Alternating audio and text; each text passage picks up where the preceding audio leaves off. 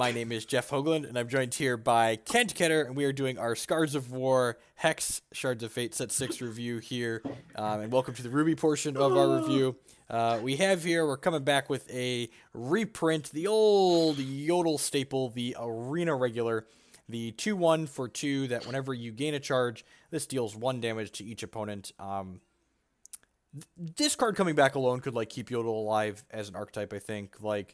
Having cards that push such consistent damage in that deck without having to attack, but then when the board is clear, this card can push damage on top of that it's huge. This got me my first Cosmic, season 1, whatever.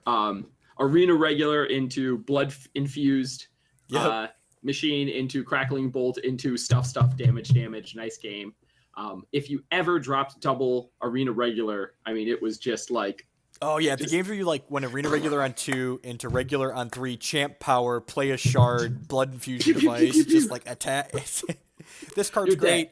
It's an Ardent Troop. It enables your Orc Shard in the Yodel deck, so I'm really glad to see this as a reprint. Quick mention, love it, so glad to have it back. Apologies for taking away your Psychonic Arsonist, but this is we're good. I think we're going to reach a nice balance with some of the Ruby aggressive strategies. Yep, I'd be very surprised if Yodel's still just the de facto best one in this new set. Also, that card does not need a single Valor cast on it, ever. Yep. Just for argument's sake, if you're playing you just leave it alone. It sits in the corner and just cheerleads. We have our next duo troop here, the Ash Feast duo, as our first new card in Ruby for set 6. He is a 7-cost 5/5 with Speed, Crush, and Mobilize. And this says deploy, gain a charge for each exhausted troop you control. So again, as a reminder, what Mobilize means is you can exhaust exactly 1 troop you control as you cast this to reduce its cost by 2. So if you have a troop in play, this could be a 5-cost 5/5 with Speed and Crush. And as we all know, that's close to Mama Yeti status. So probably okay. Mm-hmm. I'm interested to see if there's any go wide decks that also have a hero power that you basically what if this was in now I know it doesn't make sense in the way Angus normally works, but you're playing a wider variant of Angus that has 4 exhausted creatures or something, and you play this, and that just equates to activate my turn, extra 3 damage. Yep. So another thing too is Sir Giles Rowan is the champion that's seen a ton of play, but what he does is a reminder for 4 charges, target troop you control, and then every troop that shares a trait with that, so that's Elf, Mage, Orc, Warlock in this case, gets +1 power in all zones. So every Elf, Orc, Mage, Warlock in your deck and in play would get +1 power, and if you have gone wide with some Elves and Orcs, this card gives you a bunch of charges, so you can activate your champion power again on this guy the following turn. Also using this with the Ruby oriented, we still have Benvolio. I'm butchering the name. The draw the extra card. Oh, my goodness. That's Benvolio. Yep. I am actually not 100% sure, so I'm not going to say whether or not we still have that, because someone will slay us in the comments either way, but that could be reasonable with that too. Fantastic. Just anytime you can get a reasonable cost charge power. And as someone who likes to push resource bases to limits, all of these duo cards intrigue me, because this card enables both the Orc Shard and the Elf Shard, counts for both of those. So maybe we get some reasonable tri-shard decks, if not in Standard, probably in Immortal. A 5/5 for 5 that lets you tap a non-combat relevant creature for a charge. Yep. Grit in deal. Next up, we have Obvious Draft Bomb, BuzzTech Innovator. It is a 6-cost 4/4 with a minor socket. Then when it comes into play, it summons 2 Bumblebots. And if you happen to scrounge 2 robots you control, have +2 power. I could see this being a really adorable 1 to 2 of in McBombus. McBombus enables you to have extra troops to throw away a lot of the time. So this guy comes off the top in the late, you scrounge him. If you have at least 1 Bumblebot in play already, you have 9 flying power with speed all of a sudden. Wow, yeah. I'm also thinking the applications of this in Underworld Crusader decks as a one of, helping you with your typings there. While the robots in that element, aren't that great. Just the card in itself producing, And like much power. we were talking when we were looking at the blood cards, like the Malevolent, whatever it's called, that looks for different racial shards. Like dwarf's probably one of the harder ones to get. Like a lot of your more playable Malevolent. cards are Venins and Necrotic. So like adding a dwarf in there is a third type for those racial cards that care about getting that 6 point of damage on there. Malevolent Machinations and Yep. Underworld Oppression. Yes, Yep. both of those. Fantastic. Love it. Like to see where it's at. Let's just go the full five shard, or sorry, all five threshold types. Like all the racial types for Underworld. Just 5 color Machinations. Machination, like what's Uzu Machinations. Let's do it. So next up, we have a card that screams build around me. We have the Charkmart. And the Charkmart here says it's a 4-cost constant that says deploy, you lose 4 permanent resources. They ain't coming back. They're not replenished next turn. But fear not, for once you invest in the Charkmart, he pays dividends. In addition to taking away those resources, he creates 4 ruby shards for you when this comes into play. And then whenever you play a resource, not only does it double up that resource, but it doubles up the charge on the resource too. Not only did we have a 2-cost Wild Troop in a previous set that allows you to play 2 resources a turn, but there is a 3-cost Wild Ruby card in this set that we're going to look at when we get to the multi-shard cards that also lets you play an additional resource every turn. So, like, if you play this on turn 3, like, imagine you play this on turn 3 with an Accelerant where you didn't even have 4 permanent resources to lose, and then, like, you start doubling up starting the next turn, like, that's going to pay dividends very quickly.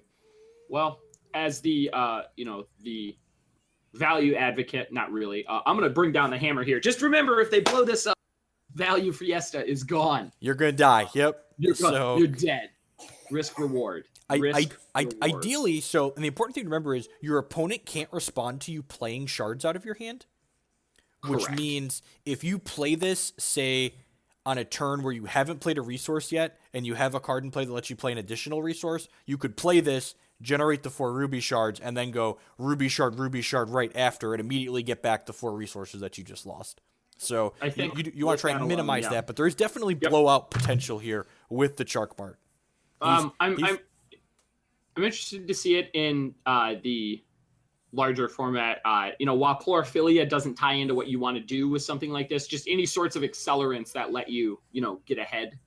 We did get a new 2-cost wild accelerant though that we'll take a look at when we get to those shards. But I think again a wild ruby shell is definitely going to be Cressida in Immortal. This card could be very scary. Build around me, Charkmart.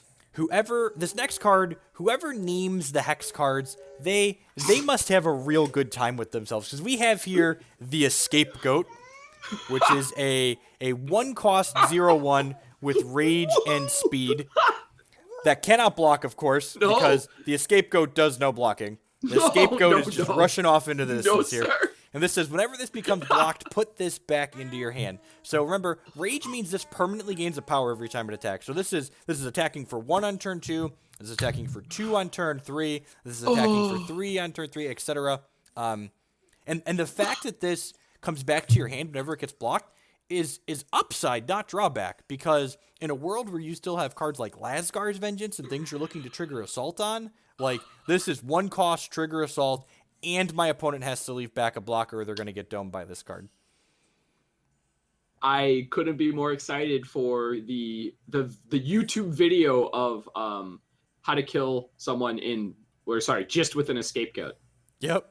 Just the time lapse of. I hope you have your cheap shots ready, folks, because the scapegoat, he's going to need a cheap shot to get taken down. You will not kill this guy in combat ever. Sorry. It has speed. I love it. Moving on here, we have Lorenzo the Worm Singer, which is a 5-cost 4/3 with speed for double ruby threshold. He is unique, and he says whenever you use a charge power, copy that power. So Angus got a little bit of a downtick in this set. He's only going to do 3 damage for 4 charges. But if you want to crank Angus all the way up to like an 11, if he was a 10 before, Lorenzo's cranking him up to an 11 or a 12. 4 charges, deal 6 points of damage. This guy is Angus's best friend. He's unique and he costs 5, so like I could definitely see this as like a 2 of. fun of in those decks. I think what this will do is it's going to encourage if Angus goes a little more mid range and is maybe willing to trade off some of its more aggressive. I mean, you're losing Anarchist, so the deck is going to need to look at a way to expand its reach, and it can do that by either slowing down the game with maybe some other controlling cards, or just not activating on 4. Lorenzo activate on 5, and we're back on pace for taking all of the life points away. So next up, we have Pyre Strike, a card that we alluded to in the Diamond review that I was missing the name of. So a 3-cost quick action that deals 4 damage to target troop, and that troop gets, if this would die, void it instead this turn. So this card needs to fill a very specific role. In decks that have Sapphire, you're probably playing Transmogrifade in this card. In decks that have Diamond, you're probably playing Bring to Justice or the new 2-cost constant that voids target troop. But if you're in Ruby and you're not paired with Sapphire or Diamond, this is probably a card that you want somewhere in your 75 for dealing with Crusaders. It definitely gives you the ability to not have to fire off your hero falls at the less spicy targets of Crusaders. So I'm interested to see how this will expand some of the removals mid-range decks. Yeah, I don't think you're ever main decking this card, even in a Crusader-centric format, but just like 1 to 2 copies in the reserves is going to be plenty reasonable. Yep. And it's going to increase the reach that you have with your, I'm not the correct word. It's going to increase how deep you can go with the removal spells that you are playing. So this seems like a great role player. And at its rarity, it might provide some folks some answers, in the budget realm. So go nuts. Kent mentioned we're losing Psychotic Anarchist in Angus. So this next card here, Righteous Outlaw, a 2-cost 2/1 with speed, kind of fills right into that slot very naturally. And he has a diligence effect here, which means every time he's ready, you're going to do 1 of 2 things. You're either going to get to make a Valor, so you can make him larger every single turn if you want, or you can, make Sweet Valors to trigger things like your Heart of Embers, or you can transform him into his counterpart, the Scarlet Swordsman. And the Scarlet Swordsman here has a 1-shot ability that says, when this attacks, it deals damage equal to its power not only to target opposing troop, but also to the opposing champion. Mm-hmm. And remember, the Righteous Outlaw, he had a chance to make Valors. He self-enables. Flip them and get them. I am really excited for Outlaw as a card that's going to allow you in some Ruby strategies, instead of being, a go wide type thing. This feels like a card that in Angus is going to play the role of, I can only play this threat out, and you're going to have to deal with this on its own. And if you can't... it gets bigger every turn, and I mean, even if it just gets 1 attack in and then it's going to threaten to be blocked, you just transform it into the Swordsman and turn it into a deal 2. So, it got in 4 points of damage for 2 resources, and you're static. This feels like a fantastic card to check Winter Moon, in that I believe you can get it set up where... Would Lullaby prevent all the damage this would deal? Because this is not combat damage. Nope, yep. So Lullaby will not prevent the 1-shot trigger from the Scarlet Swordsman. Now, it does in fact, it's going to revert it. So you're going to deal 2 damage, or damage equal to your power to them, and then Lullaby will revert it so it gets its 1-shot back. So Lullaby is awful against this card. We did it! Finally, thank you. Oh, actually, it's going to turn it back into the Righteous Outlaw, I guess. It reverts it fully, but then you can just diligence it back into the Swordsman the following turn. So it effectively gives you the 1-shot back. Okay. I mean, it works how you want. You could attack multiple times to get the Valor going. No, I don't know. Yeah, I'm excited to see where this card's exactly what play patterns this card is going to create. And I think it's going to really have some applications, because if it's a fun of, like you said in the Ardent's Matters decks. Yep. That alone seems pretty awesome. So next up, we have the namesake card of the set. They've really been pushing the namesake cards. This is one that's super playable. The Scars of War. Love the design space on this card. I hope we see more like this. Deal 2 damage to each troop. Damaged troops get, this is not healed at the end of each turn. Most important part about this is that this is Twilight Revenant. I'm sorry, go ahead. No, I don't. Does it?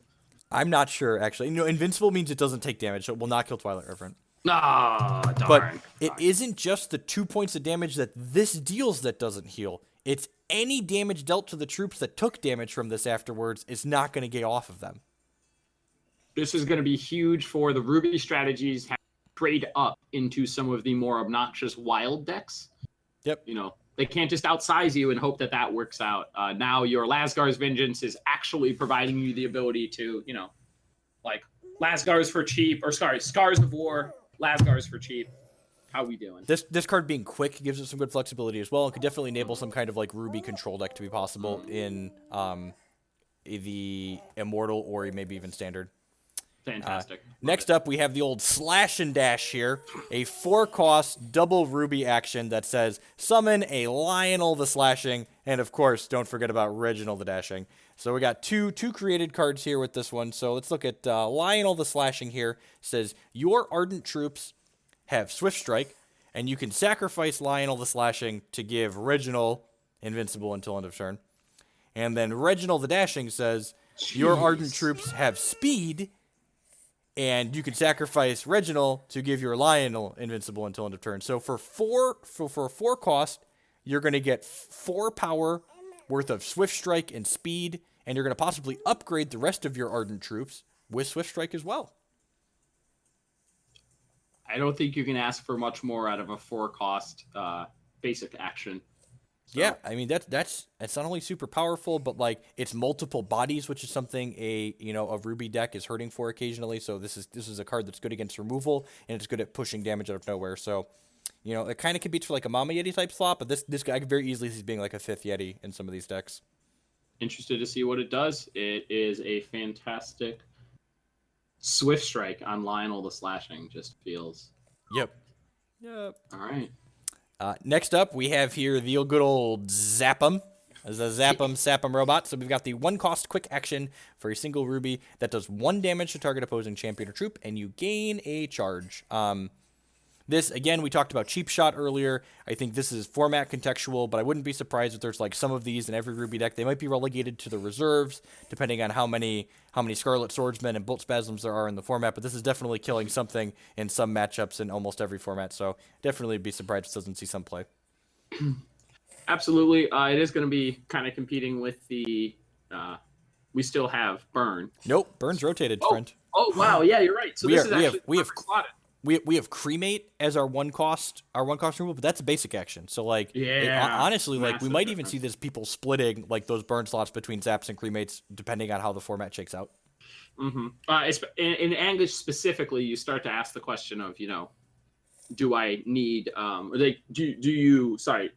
is the quick action versus the basic, because Zap is going to translate into more damage on the hero power.